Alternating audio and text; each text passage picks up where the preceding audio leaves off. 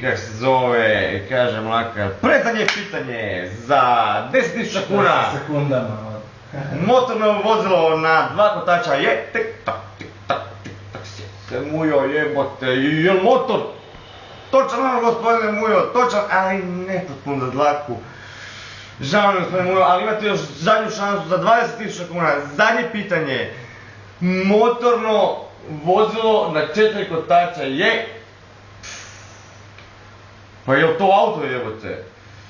Točan odgovor gospodine Mujo, točan za dlaku nepotpun. Auto Audi, znate, žao mi je, izgubili ste evo svoje to, gledajte. Gospodine Mlakar, mogu vas jedno pitanje? Pa nadam se da su gledatelji neće ljubci, samo izvolite gospodine Mujo, izvolite.